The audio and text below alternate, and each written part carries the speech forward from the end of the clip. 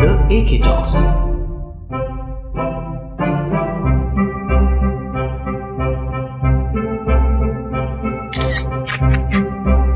आपण खडकवासला धरणाबद्दल बोलूया. ह्याचा इतिहास असा आहे या धरणाचा की हे धरण 1879 साली महात्मा ज्योतिबा फुलेंनी जेव्हा बांधलं त्यावेळेला पुण्याची लोकसंख्या 2-2.5 लाख 3 लाख 4 लाखच्या आसपास होती. बरोबर. आणि हा 22 किलोमीटरचा परिघ असलेला हा तलाव, याच्यामध्ये अंदाजे 4 TMC पाणी होतं. आणि पुण्याची लोकसंख्या जसं मी म्हटलं जास्तीत जास्त 3.5-4 लाखाच्या आसपास होती. बरोबर. पण आम्ही जेव्हा काम सुरू केलं तेव्हा म्हणजे 140 वर्षांतर तिथं फक्त 1.5 TMC पाणी आहे. आणि लोकसंख्या झाली 50-55 लाख आणि पुढच्या 2 वर्षात ती 70 लाखापेक्षा जास्त होणार आहे. कारण आपल्याला महाराष्ट्र शासनाने घोषणाच केलेली आहे की पुण्याला स्मार्ट सिटी करायचं म्हणून. आता स्मार्ट सिटी म्हटल्यानंतर ऑब्व्हियसली स्मार्ट धरण पण हवं आहे खऱ्या अर्थाने. बरोबर बरोबर.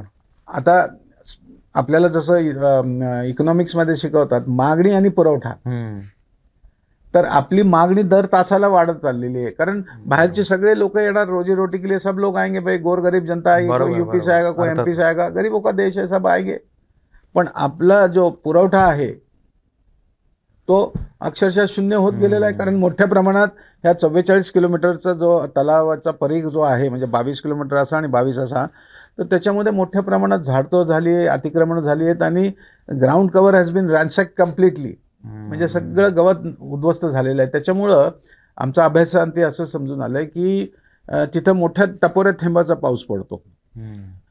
आणि काय होतंय, दरवर्षी 1 ते 1.5 फूट माती धरणात वाहून येते. म्हणजे अगदी ते जमिनीचं फूल जे म्हणतो ना आपण, मी तर नेहमी माझ्या भाषणात बोलताना म्हणतो की जर मला तो गाळ म्हणजे ती माती इतकी चांगली आहे की मी भाकरी बरोबर तो गाळ खाऊ शकतो, इतकी सुंदर ती माती आहे.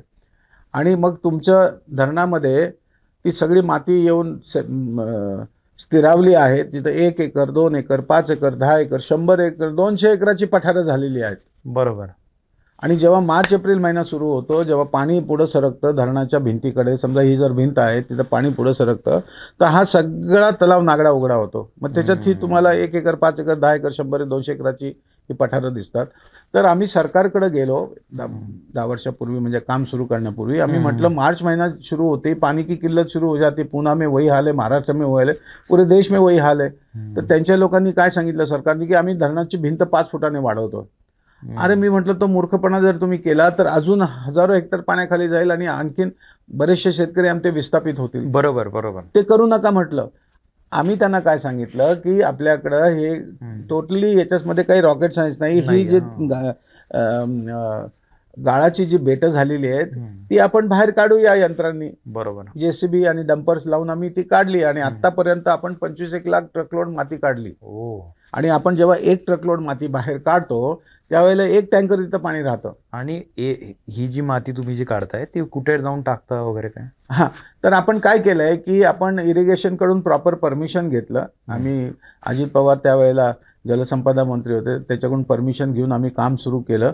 तर पहिल्या प्रथम आम्ही इरिगेशन डिपार्टमेंट पाटबंधाऱ्याकडून आम्ही HFL मार्क करून घेतले, हाय फ्लड लेवल. म्हणजे जिथपर्यंत तलावाचं पाणी जातं तो जास्तीत जास्त पोर्शन तिथपर्यंत आम्ही मार्किंग करून घेतलं आणि त्याच्याकडेनी आपण असं एक एम्बँकमेंट बनवली. ओके. हां, आणि त्याच्यावरती आम्ही ही बरीचशी माती टाकली स्वतःसाठी वापरायसाठी. आणि ह्या तलावाच्या चारी बाजूला 28 गावं आहेत.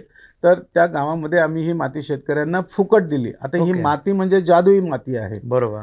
आता आमच्याकडं बरेचसे मंत्री येऊन गेले, तर त्यांना आम्ही तिथं आम्ही 2 असे प्लॉट बनवले होते. एका प्लॉटमध्ये माती न टाकलेलं आणि दुसऱ्यामध्ये माती टाकलेला प्लॉट. तर दोन्हीकडे एकच वाढ आम्ही लावला होता. मी आता जात हा शब्द वापरत नाही, कारण जात हा शब्द आपला नाहीच आहे. आपल्याकडे वर्ण व्यवस्था होती आणि ते गुण्यागोविंदाने सगळे राहायचे.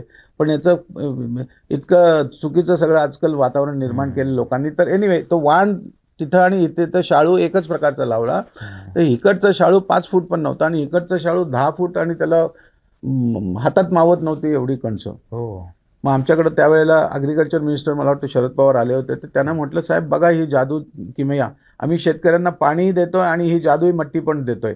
आणि आपण जर महाराष्ट्रातली 500 धरणं लोकसभागातून आपण जर केली तर 250 नवीन धरणं बांधल्याचा फायदा होईल. बरोबर, अर्थात. आणि त्याचे बाकी बेनिफिट इतके आहेत की सगळं महाराष्ट्र ऑर्गॅनिक फार्मिंगवर जाईल. बरोबर. म्हणजे 250 धरणं म्हणजे आज एक धरण बांधायला तुम्हाला मिनिमम 5,000 कोटी लागतात. ते सगळं लोकसभागातून होईल. आता बरेचसे लोक मला खूप क्रेडिट देतात की कर्नल साहेब तुम्ही काम केलं, पण अरे मैंने कुछ नहीं किया. जे आपल्याकडे म्हण आहे ना मराठीत, गाव करील ते राव काय करेल. मी आहे मैंने कुछ नहीं किया. मैंने येस, माझ्याबरोबर कोण कोण होते, आमचे दगडूशेठ हलवाई गणपती ट्रस्टचे Ashokrao Godse, of course god bless his soul, ते आज नाही आहेत आपल्याबरोबर. तर त्यांनी त्यांच्या पुढाकाराने आपल्याकडे 250 गणपती मंडळांनी पुढाकार घेतला. ते म्हटले आम्ही सुद्धा या धरणावरती काम करायला तयार आहोत. त्यांना मी असा विषय पटवून दिला की अरे बाबा नो, आपल्याला टिळकांनी जे गणपती उत्सव जे सुरू केले त्याचं कारण फक्त एक होतं की आपल्याला स्वराज्य मिळावं, पुन्हा ब्रिटिशांना घालवावं म्हणून. आता ते तर आपल्याला साध्य झालेलं आहे. तर आता आपण असं भरीव काम करूया ना समाजासाठी.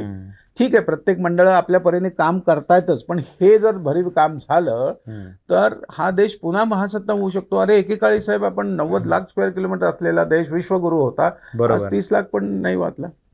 तर तो त्याला सुंदर आणि सुदृढ करायचा असेल तर तुम्ही सर्वांनी त्याला हातभार लावायला पाहिजे. म्हणून त्या मंडळींनी सगळ्यांनी मदत करून आपण ती माती काढली आणि आपण ते 31 लाख तिथं झाडं लावली. कारण भविष्यामध्ये पुन्हा चमचाभर सुद्धा माती धरणात येऊ नये म्हणून धरणाच्या चारही बाजूनी आपण एक 31 लाख झाडं लावली. त्याच्यामध्ये रोटरी, लायन्स, तुमच्यासारखे निसर्गप्रेमी, ऑफकोर्स गणपती मंडळ सगळ्यांनी मिळून इतकं मोठं NCC, NSS सगळ्यांना आम्ही इन्व्हॉल्व करून ते, म्हणजे नाहीतरी आमचे पंतप्रधान काय म्हणतात की ये खंडप्राय देश है, यहाँ सरकार को जितना काम करना है वो करेंगे, लोगों का सहभाग चाहिए. आणि त्याचं क्लासिकल एक्झाम्पल म्हणजे आम्ही